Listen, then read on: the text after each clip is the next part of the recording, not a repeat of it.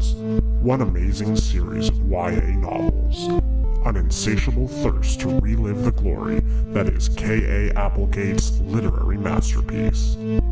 This is Fanimail, the Dork-Bajir Chronicles. Hello and welcome to the Dork-Bajir Chronicles, a podcast where we read through the Animorphs series one book at a time, then talk about it every week, except for this week, where we'll be talking for the second last time, I guess, about the Animorphs TV series. We're talking about the last episode in the entire series. This was episode 26. It's called Changes, Part 3. My name is Mikhail. Wow, I said that really weird. My name is Mikhail.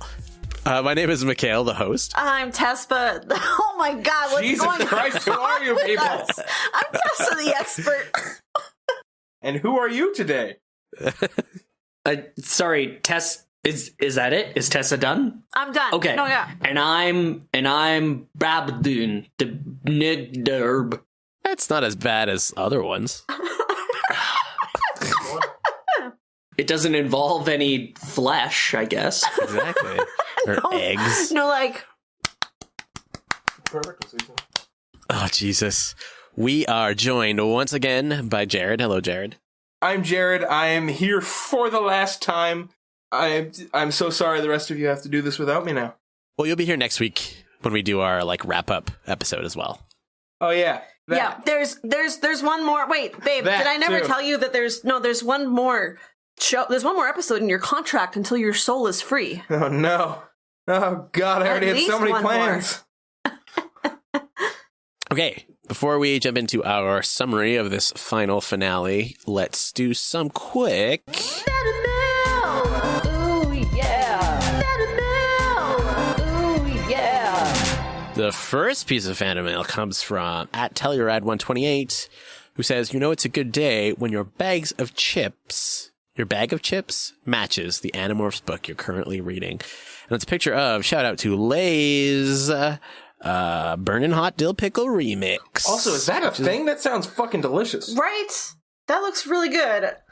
This is a picture. It's a picture of a bag of chips with a very similar color to the book next to it, which is Animorphs number 17, dude. The Underground. The Underground. It's like that really cool, metallic pink. I'm not gonna lie, I really like that color, actually. Actually, this whole cover is pretty cool. Like, Rachel's dynamic when she turns into the bat. The middle morph looks creepy, but also could be the co-star in Bat Boy the Musical. Honestly, it kind of looks like a heartbeat from The Witcher. Or like a metal poster for a shitty metal concert. Yeah. But a fun shitty.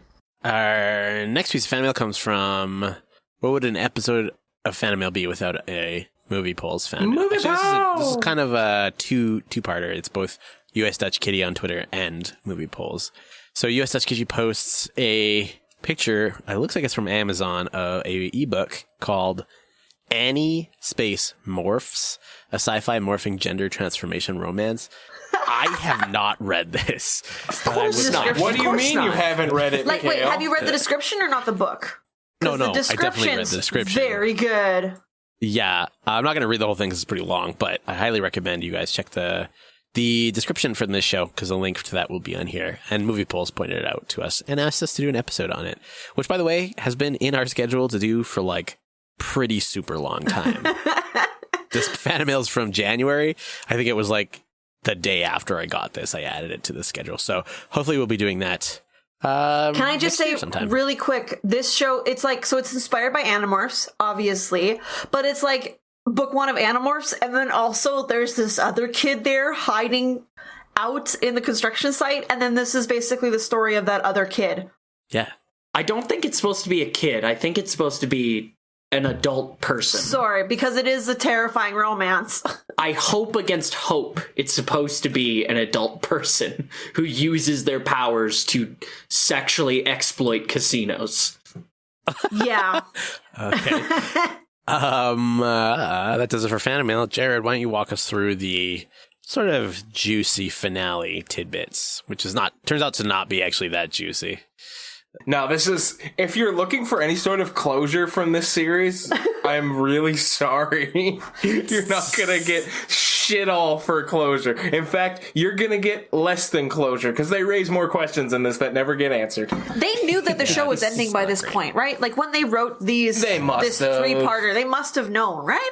Oh yeah, big time. Because the way it signs off is very much a ascending of the series, but none of the content in the middle. No, there's nothing here. Nothing is solved. Well, the juicy finale starts with the flashback from the last episode where Tobias is scanning the most perfect vector of some graffiti that he found at the mall. I realize this doesn't sound at all like it's leading to a story, but it is. He's scanning graffiti you found at the mall, and then there's some aliens. So that stuff happens. He walks over. He goes to the corner of the street down a back alley where he sees the bird spray paint again, and he sees it again and again and again and again and again to the point where they're like 6 inches apart. It's like they use like 4 cans of black spray paint to get all these stencils down this alley, but it's just because they're so close together. They really want to make sure you don't miss their secret hideout. So he goes up the stairs. There's this old abandoned building, and there's a security camera, and who's there but the weird tagger from the mall yesterday, or whenever the fuck that was. He goes, so Tobias bangs on the door, and he opens up the door, and he says, "Oh, why you been spray painting hawks all around town?" So he just brings him in without saying anything, like a fucking creep. And there is Get in here, teenage boy. There is definitely somebody who could be like either a homeless teen or a billionaire philanthropist, and I don't know which. But he's sitting there with a very large thing, and he goes up. These other 3 teens come out of the darkness and grab Tobias. He's like, "Get your hands off me!" He's like, "Hold on," and he brings the wand to his face. We then get a cut to the worst thing in the world. Yeah, this is so bad. I don't understand why this was filmed this way. So the whole scene's bad, but it opens up to like a front shot, like a long shot where so they don't come to the camera very quickly, but it's like slow motion of teenage girls running track. Yeah, it's front. awful. From the front and why shot is it slow below motion the neck? in a way that makes it look like you're supposed to be ogling them? Right? Listen. Action is action. And slow motion, I think you're reading too much into this. I think they're trying to say that Marco is ogling them, because that's what it cuts to That's after. what it cuts to is he's sitting right there. If that's the case, why don't they just, like, cut to Marco ogling them instead of making us ogle fucking teenagers? It's less creepy that way. It's not at all. Hey, nobody's making anybody ogle anyone, okay? You can't make somebody ogle someone. You can't if you point their face at them. That's not what ogling is. What? Ogling isn't faces pointing in a direction. What is ogling, Brayden? Yeah, tell us what ogling is then. Ogling is an active emotional state. Oh my god.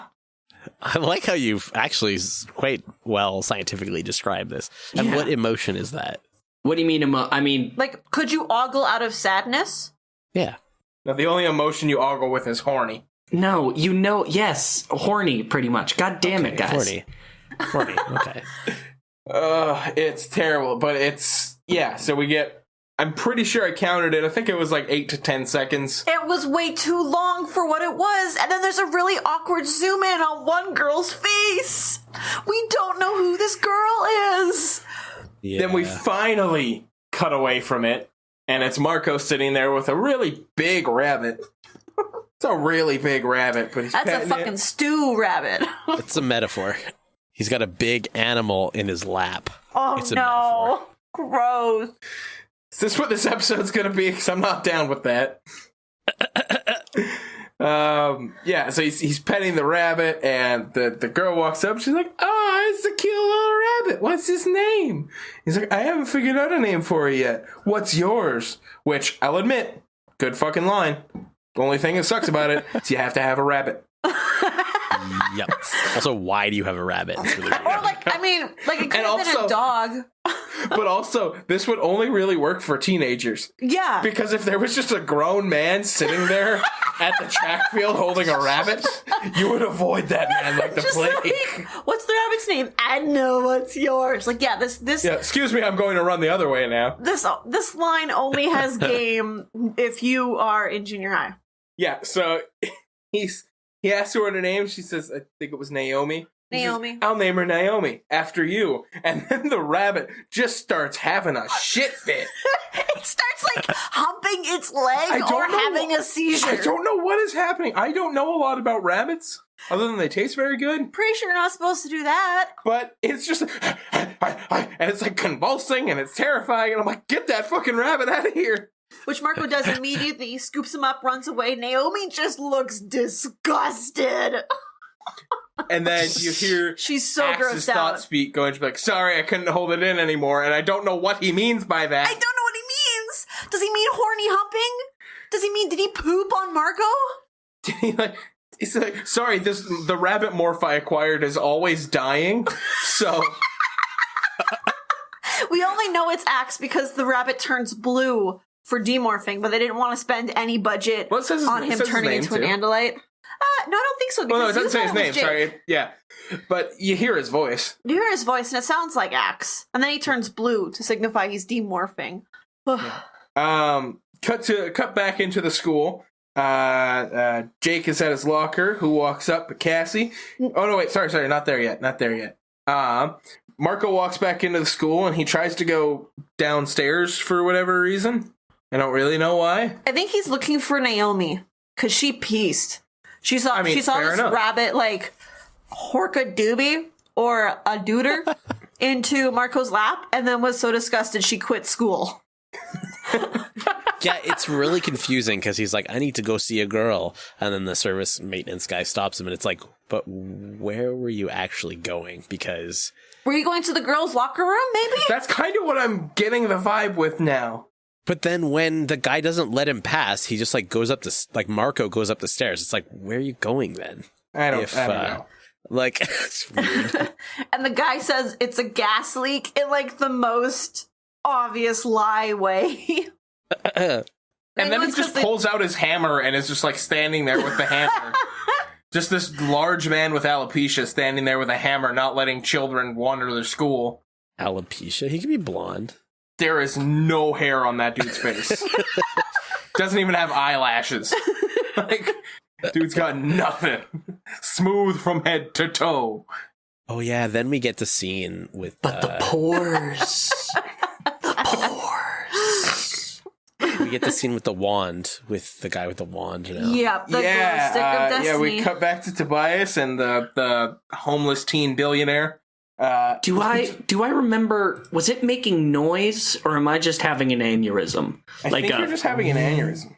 It might have. I feel like it did vuv a little. Did it vuv? It vuvved. I think it vuvved.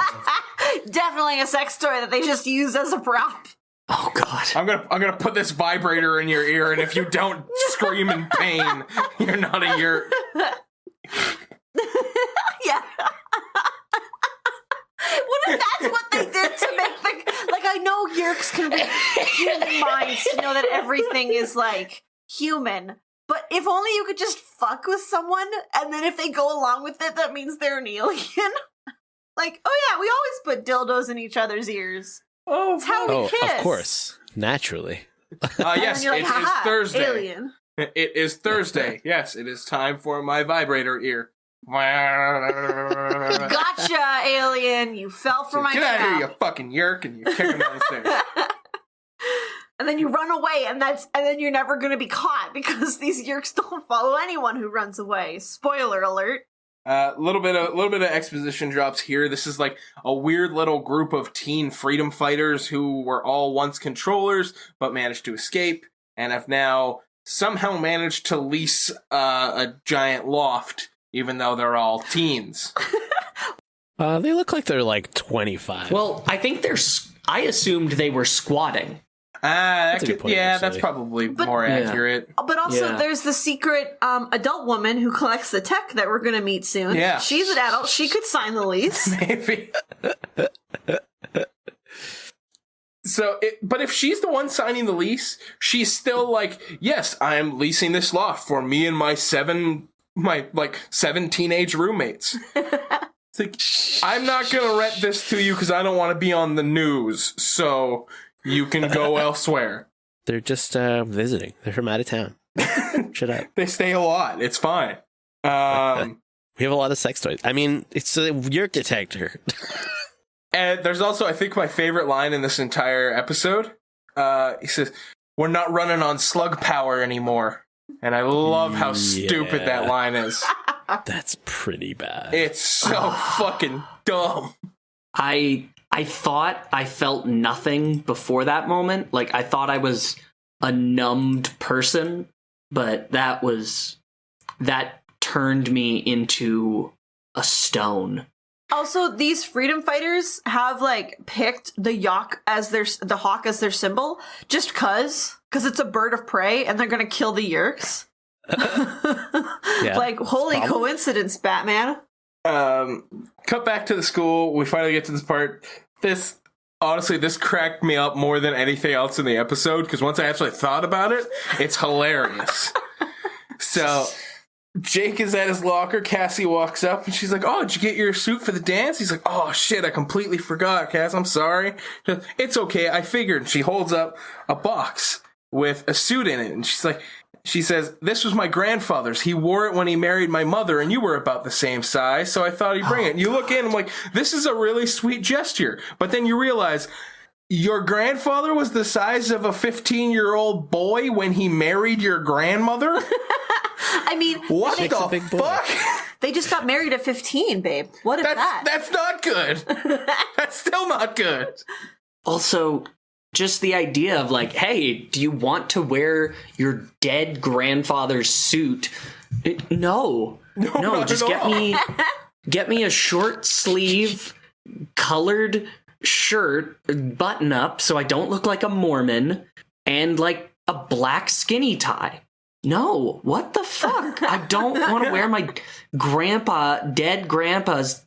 This isn't that important. I should not be pouring this much emotional energy into a school dance. Yes, I like this girl, but I like this girl. This isn't a wedding. What the fuck? He died in that suit. It's full of magic power. And that's another thing I hadn't even thought of then. That's a wedding suit. This is a spring dance in junior high. Take it easy, Cassie. Jesus Christ, woman. She's got a bunch of doodles in her notebook that says Cassie redacted.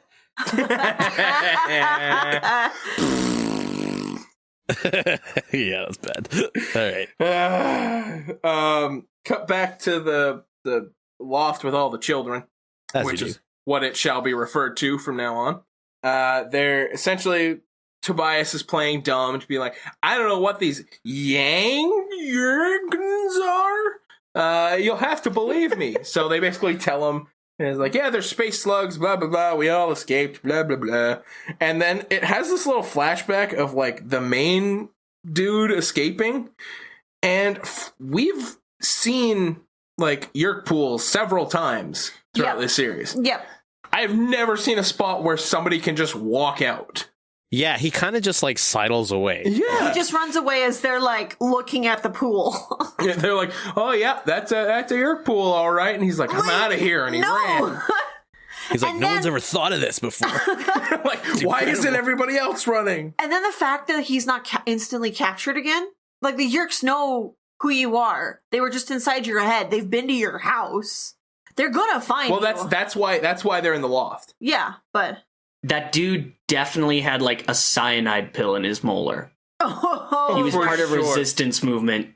They didn't take him alive. You know what? That's so believable. They have a whole basement full of Yerk tech.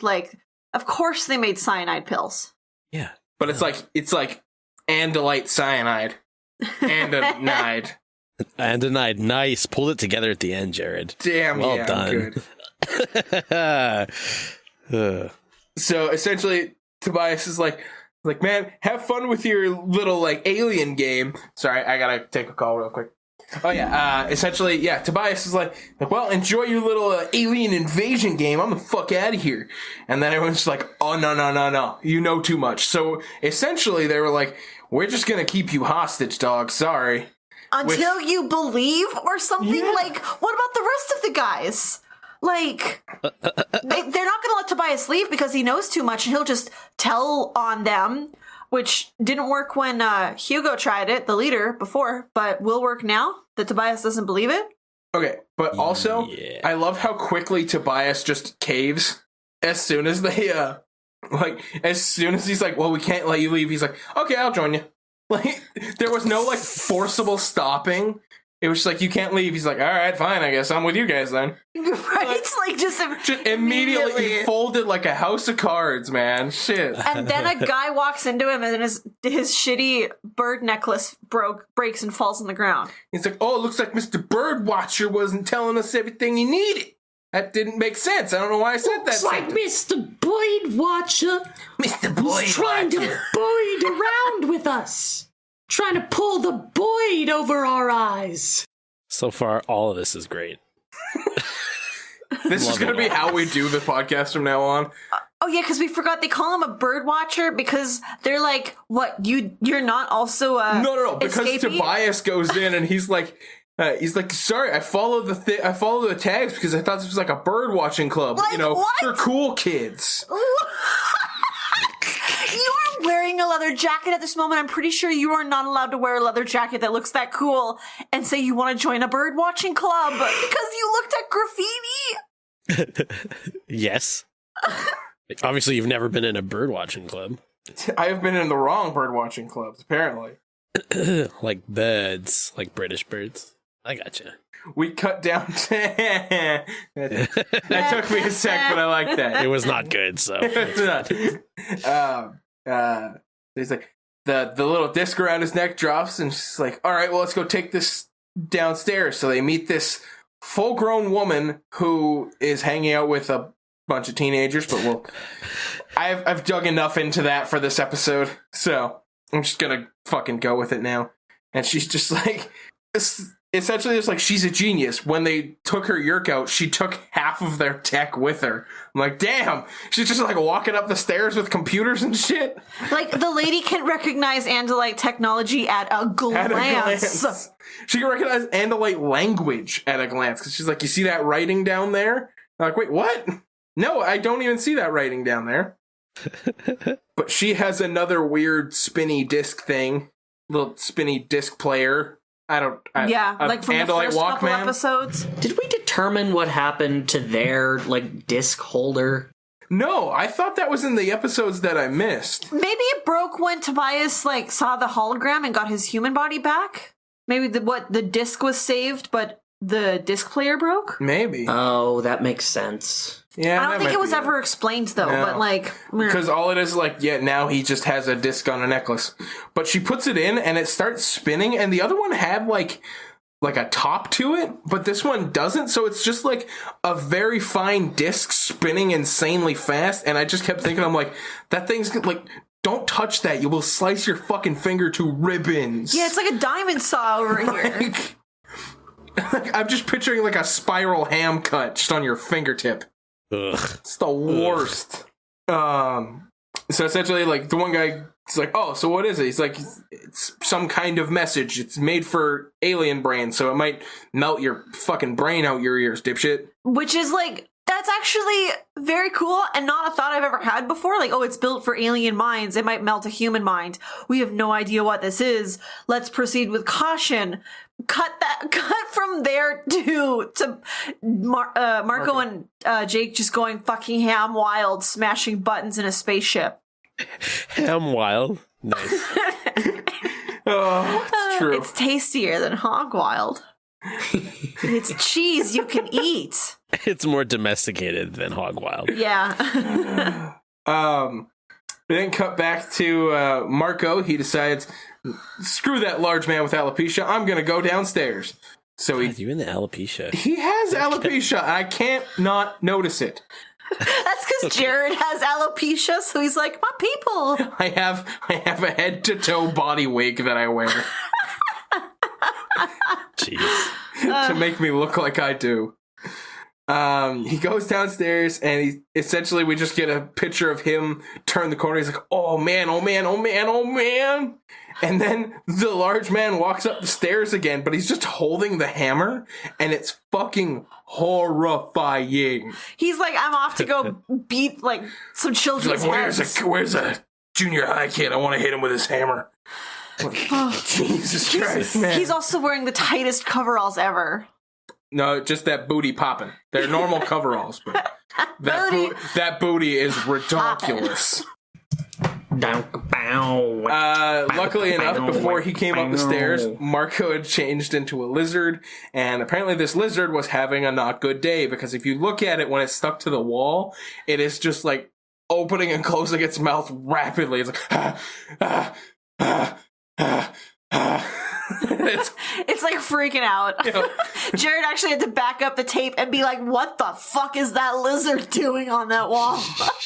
Look at it open its mouth. So he bolts as the lizard, and some weird science teacher who we've never seen is like, oh, lizard, cool. Gonna throw him in this box I got in my office. Good thing. He picks him up so creepily, like really slowly. I thought for sure he was gonna eat the lizard, like how that other science guy ate cockroaches.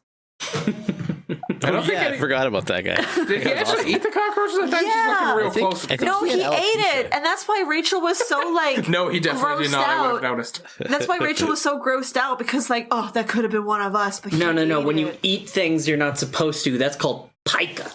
You can eat bugs and not have pica.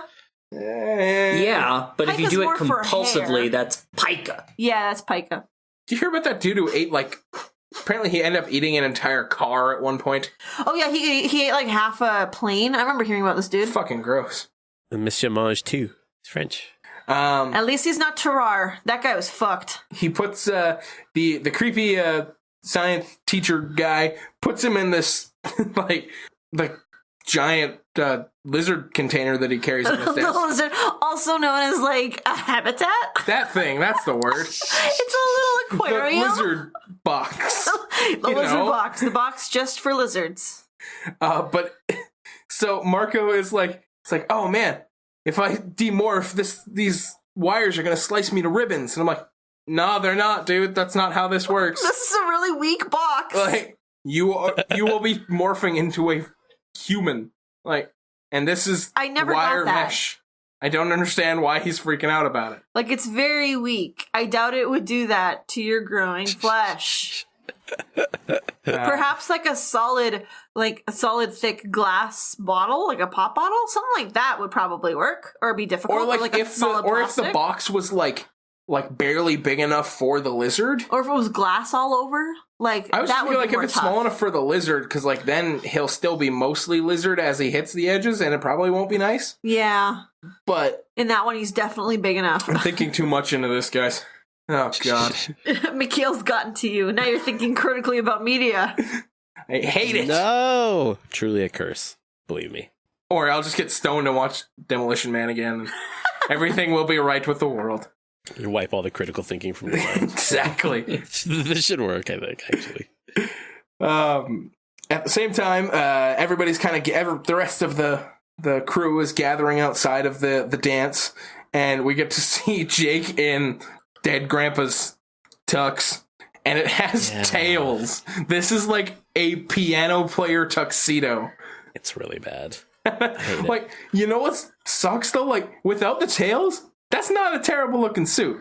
No, I love the tails. They're so classic.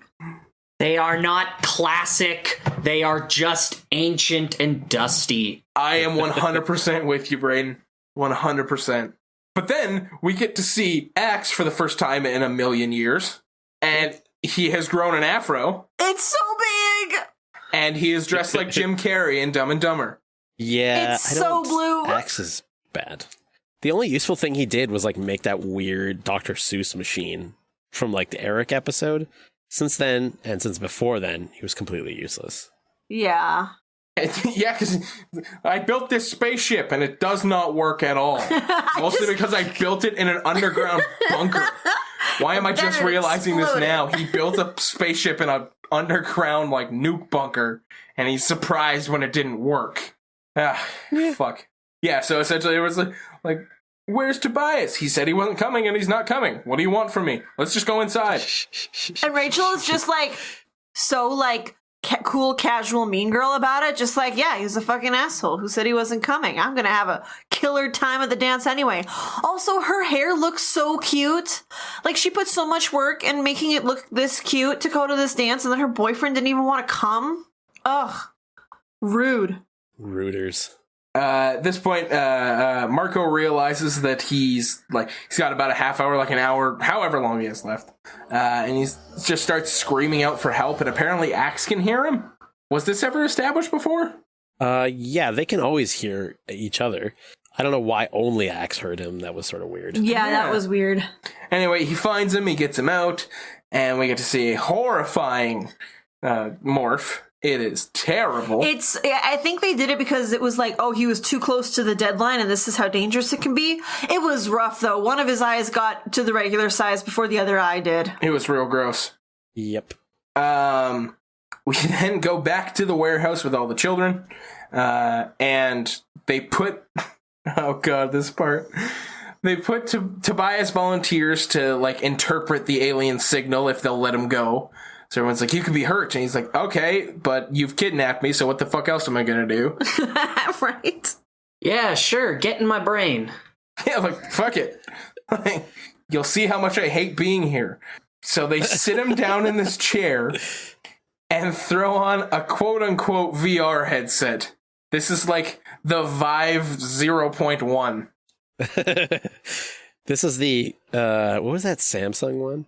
Gear VR, I think it was called. Yeah. Oof. Here, just stick your phone in these glasses. It'll work. Also, the thing he's wearing on his head is not any of those things. Do you know what it actually is? It's the prototype for the Virtual Boy. Do you remember the Virtual Boy? Oh, it is. No. That blue or red, like, visor for playing, like, fucking Game Boy games. It was like a Nintendo product, but it was like a VR headset, but it was on a stand. Oh. Yeah, it was real And bad. you were, like, supposed to pair it with the Power Glove. Oh, I heard of the Power Glove. Wait, you didn't even wear the headset? It was just on a stand? Was it? The Power Glove was a standalone, yeah. But you could have both. They would work together. Okay. Maybe I was just seeing, like, promotional shit about the Virtual Boy, and they're like, use your Power Glove and be a real fucking cool kid. That's absolutely what it was. I love the Power Glove. It's so bad. We got any The Wizard fans out there? The Wizard? The Wizard. No. That shitty little... It was a Nintendo... I think it was at least semi-officially licensed by Nintendo. It was a movie about 3 kids who decide to run away from home and head to California so that they could play some sort of tournament. I think it was like they saw who could get the highest score in Mario or something. I don't know. It was like a Nintendo game tournament. I heard of this. And the final, they actually announced like the second Mario game in the movie. Like within the context of the movie, like the final that was what battle. The real world heard about it for the first time was in this movie? Was in this super shitty movie. Jesus Christ. Oh my God. You just put on this headset that has a clear red visor in front of it so you can still see his eyes. But vaguely triangular. It sort of looks like a Transformers thing. Yeah, and there's like a nose notch, but like a foot above his nose. This must be something outside of its regular use because outside of its use on set, because like I'm looking at this, I think that it must be like a welding visor or something. I think it might just be a modified welding visor. Yeah. It is plasticky though. I see it wiggle. It's almost like a cellophane. Yeah, well, you don't need... They might have just... It was something else, and I think they just took out the visor and replaced it with something colorful. Maybe. It's possible. Yeah. Robo bias. If anybody knows what this is, fucking tweet that shit at us. I think it is literally just like, it's like goggles. Like, they like took red plastic tape and put it over. It looks pretty shitty. It really to does. the point where I wouldn't expect it to like have electronics in it originally. Yeah. Anyways, he slaps it on. He's then like falls into a fugue state looking thing. He falls into the sunken place. Yeah, he goes into the upside down. Then who's there but Elfangor? Elfangor essentially is like. Sorry, start again. I kind of hit the mic there. Elfangor is it basically just like unloads a buttload of exposition onto Tobias. I keep wanting to say axe. I don't know why. It's because the leather jacket. I can't get that goddamn afro out of my head. So he essentially he's like. Big spoilers if you're listening to this and you haven't read the books. I don't know what the fuck you're doing here, but Elfangor is Tobias's father, and the guy whoever gives the line that Elfangor delivers here is the worst. Just quick, did we know in the show already that Elfangor was Tobias's dad? I can't remember. I don't think we did. No. I think this is the reveal. This is the reveal, yeah. I thought it was the hologram episode, wasn't it? No. Or, like, he didn't mention that Tobias was his son in the hologram. But he did get his powers back. But he did get his powers back. Yeah, he was able to turn into a human. Yeah. And, so yeah. Elfangor is Tobias's dad. If you didn't know that already, what the fuck are you doing here? But whoever delivered that line is terrible, because this is actually how the line is delivered. Your mother hid the truth from you, Tobias. 2 discrete sentences. There is no period where there's a period where there should not be a period. And absolutely. I don't understand how this was the take that they went with. Because this is clearly not like, it's not the dude in the suit saying these lines, and they're like, well, we have to shoot the whole thing again. This is clearly him doing a voiceover after he's doing the same thing that we're doing right now. Yeah. But they couldn't take 4 more seconds to do your mother hid the truth from you, Tobias. They had to do your mother hid the truth from you, Tobias. Such a long pause in between those. And they just said, Tobias takes the whole thing remarkably well, I will say. Finding out that he is half alien. He's just like, all right. He doesn't believe him at first. And then he's kind of angry, you know? He goes through the stages of grief real quick. In 40 seconds. The whole thing is terrible. It's the worst way to reveal this information. Oh, it's so bad. It's really fucking terrible. And like it's supposed to be like the kind of crux of this episode, but it just comes off as like, oh, that's fucking dumb.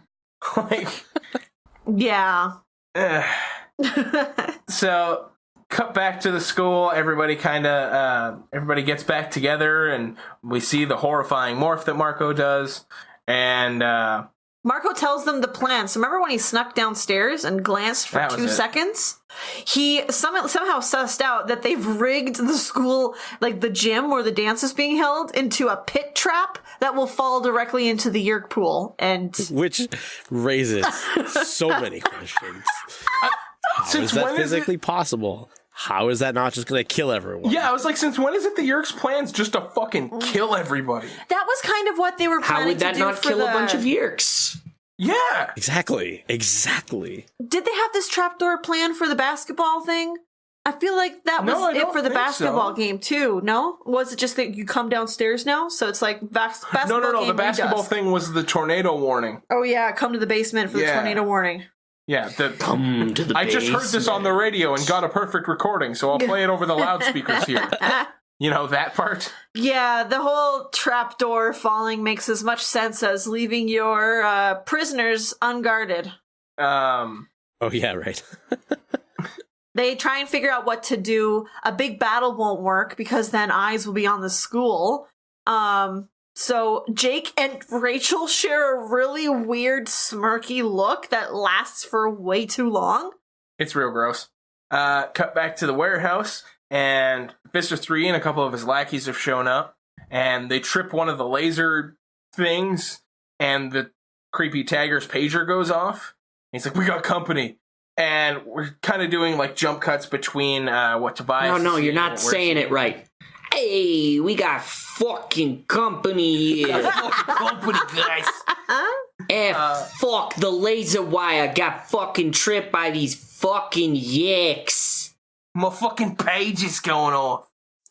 Wow, that was really bad. Sorry. Hey, I did great. No, I thought yours was awesome. I don't know where the fuck Jared was coming from. Mikhail. Fuck you, Mikhail. Pretty fair. In the VR headset where Tobias is talking to Alfangor, he's like, you're my father? Why didn't you tell me that night? And Alfangor's like, I was too busy fucking dying, dude. Like, pretty much, honestly. I had 40 seconds to live. I couldn't exactly sit you down and talk to you about this. Did you see me get eaten 4 seconds later? I was already dead when that happened.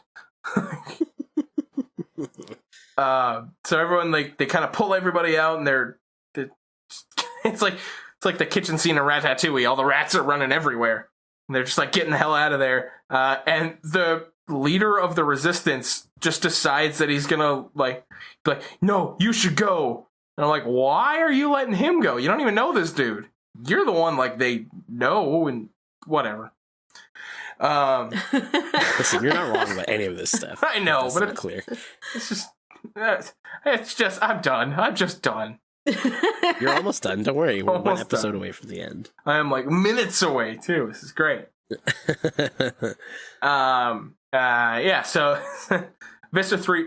Also, Vista 3's goons break in by literally tearing this door off its hinges. They're they're sitting there. They're like, oh no, they're here, and you just see the deadbolt on the door just fucking get torn right off. I'm like, how the fuck? I don't understand how they did that, and how if they're this strong that they haven't already won. How they didn't just go in Mortal Kombat, the fucking president, just rip his fucking spine out, just be like, sorry, this is our fucking country now. I mean, to be fair, it was this tiny little bar, the kind that keeps you safe from the rabid hordes at the mall when you're pooping. No, but that's drilled into the door frame. Yeah, you got me there. I thought it was just screwed on top. No. It looked like it was just screwed on top. It might have been, but they're supposed to be screwed, the latch is supposed to be into the door frame. They kidnap Hugo, the millionaire. Oh yeah, they kidnap Hugo. Tobias quick morphs Hawk and flies away. Real quick. And Tobias morphs Hawk and flies out of there, and Visser 3 is super personally invested in Hugo, and it's real creepy. And also, he's not morphed Eugene right now. He's morphed that creep from last episode that because was Eugene's done the now. TV. Yeah. Well, it just makes me sad. Yeah. I forgot I love him so much. So who is that guy? Have we seen him before? I'm pretty sure he was he's the TV guy who was kidnapped. Yeah. At the Change Part 1. Yeah. And then he came into action in Changes Part 2. Yeah. And he makes that shitty TV show, and Yerk's the TV producer. Huh. Yeah, so that's him. And I think we're back at the dance. Oh yeah, we're back at the dance. The plan they've come up with, we see everybody leaving the dance hall, or the gym. The dance hall? Fuck. Yep. Everybody dance hall right now. It's a dance hall right now. They leave. They're leaving, and they're covering their nose, oh, it's disgusting. And fucking principal man is like, you want to dance? You better dance. Yeah, get back in there and fucking dance.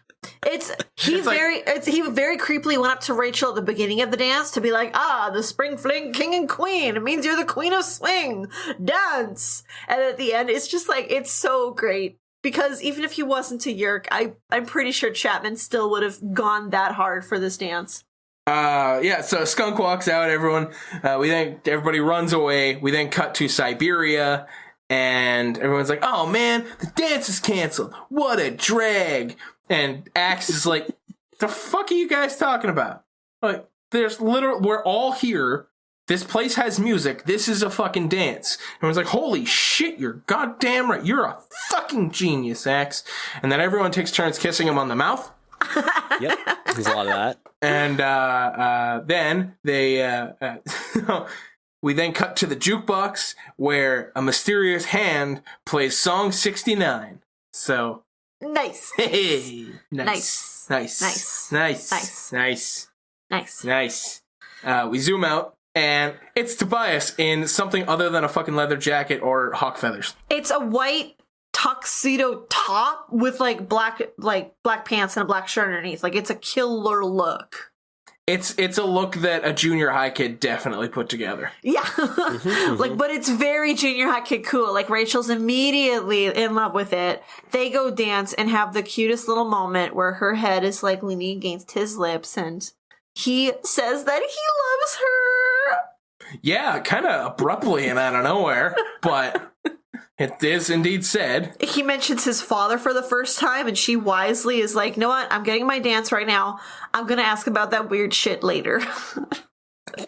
But later never came. But Tobias and Rachel did. Hey! No, Rachel. Tobias is a boy who spends most of his time as a hawk. There's no way he made her come first try. All right, that was a weird, like, how on earth could you possibly know that? Like, they would have done it right so that it was fun for both of them. Come on, Braden. Not everybody's first time is as terrible as yours. Okay, my first time was great, actually, because I live in an era with Google, and I've been looking up that shit since I was 15. I'm so happy you said 15. That could have went so wrong. There's no way Tobias even had, like, did you know what a clitoris was in the 90s at that age? What's a clitoris? I still don't know. Oh, man. See? Oh, exactly. Oh, God. Oh, jeez. Oh, jeez. Oh, jeez, bud. Oh, jeez there, bud. Oh, jeez. Oh, jeez. This is now becoming a Letterkenny podcast. Yeah, now that we're done watching Animorphs, yeah, we're going to read the that? rest of the Animorphs books, but we're going to watch Letterkenny. They're set in the same world, Letterkenny and the Animorphs series. They never tell you. Is it the Animorphs Extended Universe, or is it the Letterkenny Extended Universe? It's like the Animorphs spiritual sequel. It's Letterkenny. It's like, meanwhile, here's what was happening in Canada while Animorphs was going on. Oh, fuck. Yeah, so there's a big dance, and then Cassie and Jake dance, and that's adorable. And then Axe kind of like sidles up to Marco, and Marco's just like, "I'll cut your fucking nuts off." And he's like, "Fine, let's dance." So they dance, and it's fucking adorable. It's so cute because neither one of them knows how to dance. And I think at one point, Axe starts telling him like how you can like incapacitate an enemy from this angle, because he's like, if you stomp, you can hit them. Oh, I thought he was telling them how Andalites dance, which is just a lot of stomping. I don't know. I took it as like, this is how you kill a person from this from right here. Oh yeah, shit. Axe the warrior. He did hold hands with Visser 3. He's a battle-hardened warrior. It's true. I mean, yeah, he definitely is. And there's some voiceover from Tobias. I think Tobias was supposed to be like the big, like the focal point of the whole next season. That never happened because this is like basically exactly what Jake does every single time. That would have been interesting. That was one thing that this show was really missing. Any sort of hint. It certainly wasn't an ensemble. It was certainly trying to be an ensemble cast, but didn't work. Yeah. And this would have benefited from having a protagonist.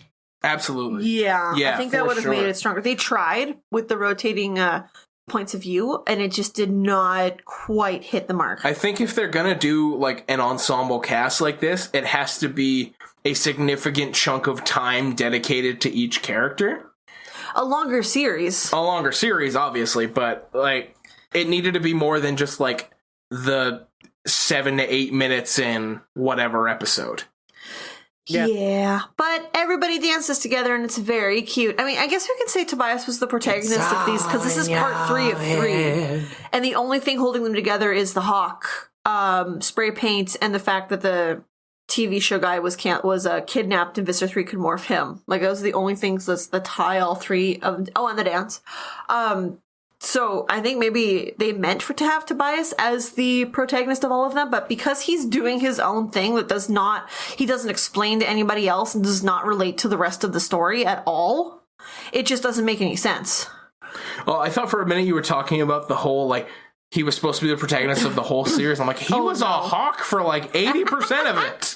Although, if you think about it, this is I've heard some people in the fandom say, if you look at it of like other YA series terms, like looking at all the YA series now that we have about teens fighting in a dystopian future, he is like built to be the main boy protagonist. He is from a broken home. He's sad. He's like moody and mysterious and like poetic.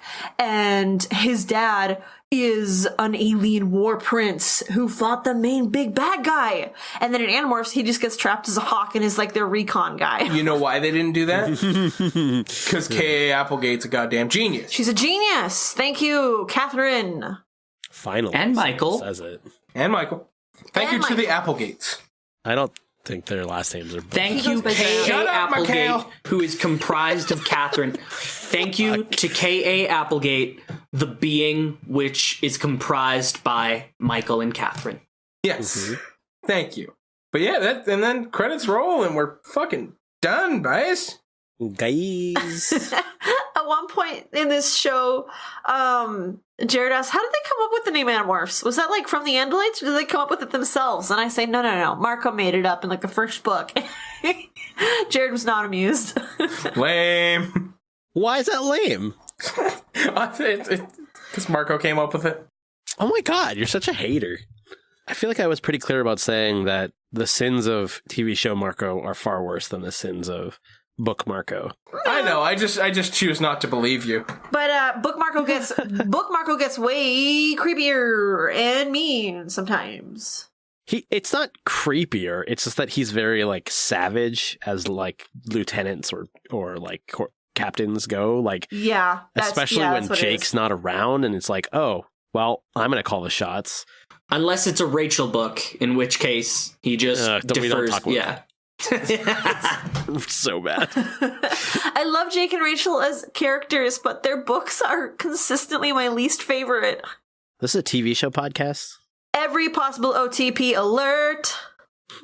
Yeah, there's a lot going on here for OTP stuff. Like Axe and Marco, even in the beginning, they were doing the whole bunny heist. Like, that's so cute. They literally fucked. That was Marco and Jake. What? That was Marco and Axe, for sure. The bunny turns blue, Mikhail. Why would the bunny turn blue if Jake was demorphing? I thought that was Jake. I didn't understand the blue thing at all. That's why I saw that. I fixed it in your notes, and we had a whole conversation about how it was Axe and how Jared thought it was Jake, too. Where do we go from here? I don't know. Nowhere but up, I don't even know how to finish this now. It's odd. Next, we normally do like fucking predictions for the next one.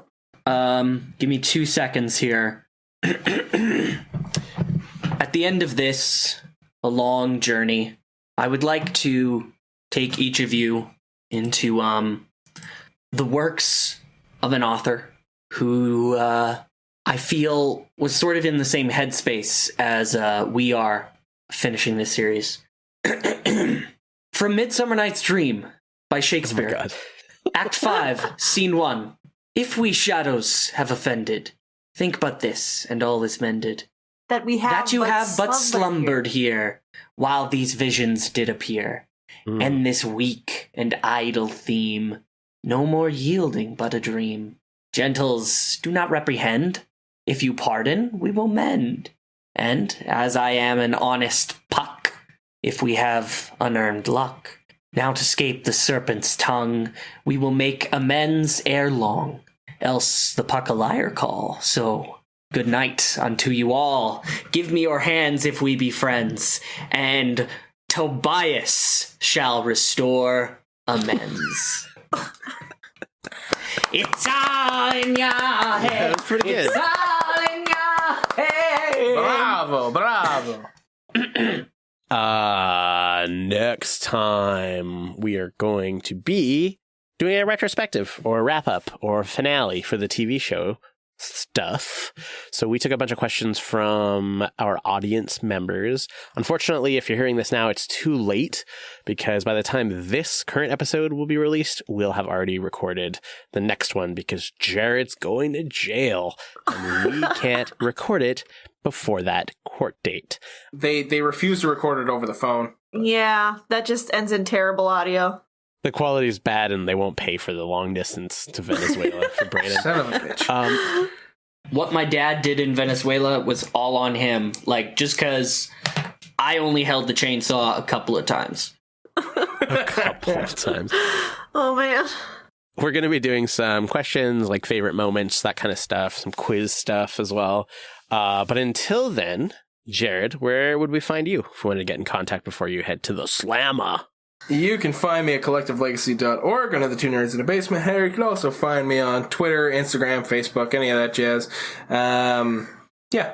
You can find more of our stuff. If you like us so much, you can listen to our episodes at collectivelegacy.org or on Twitter, Tumblr, Instagram, or Facebook. You can't listen there, but we post a lot of Animorphs memes, and they're pretty good. And quite frankly, we're the best in the game.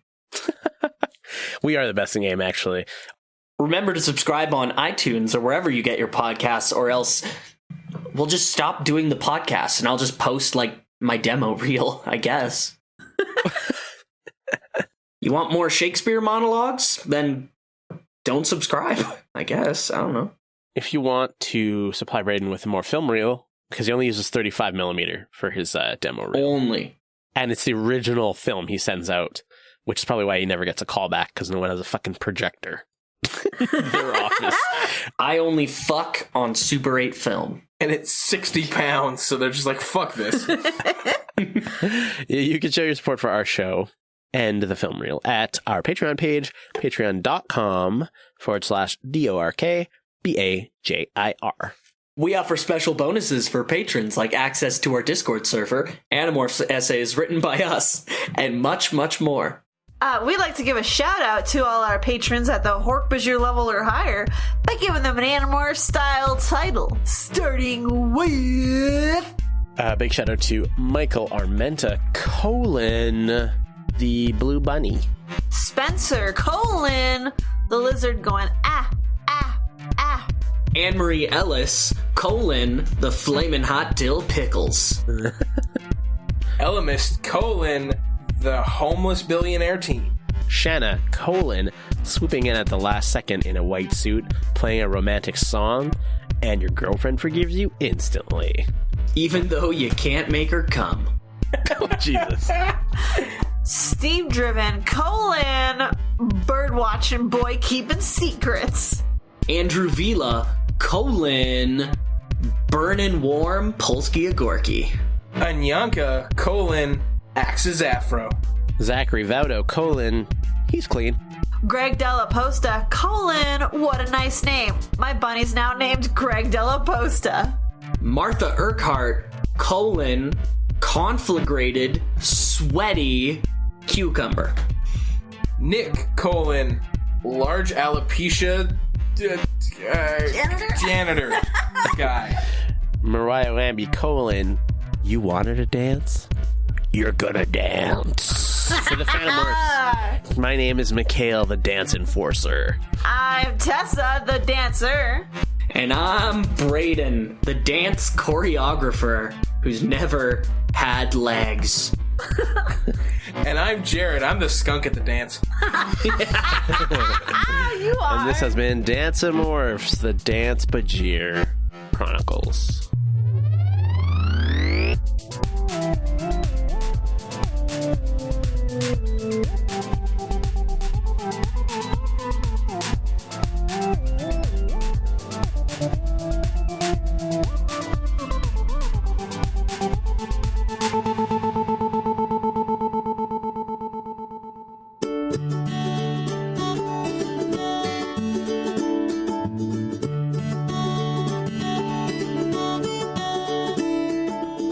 What do you want to eat right now? Jinx. I'm Mitch. And I'm Sophie. And this is We Watch Food, a podcast all about the food we like to watch. We'll talk all about the best, the craziest, and the tastiest TV, movies, and YouTube channels. Not to mention trendy food fads and sumptuous food trivia. Plus, we end every episode with a recipe from one of us. So join us every Saturday for a new episode and a new insight into what makes us watch so much food. You can find us at collectivelegacy.org, as well as a bunch of other awesome podcasts. Follow us on Facebook and Instagram at We Watch Food. And on Twitter at We Watch Food Pod. So I've been Mitch. I'm Sophie. Bye-bye. Bye. Brought to you by Collective Legacy, a podcast network.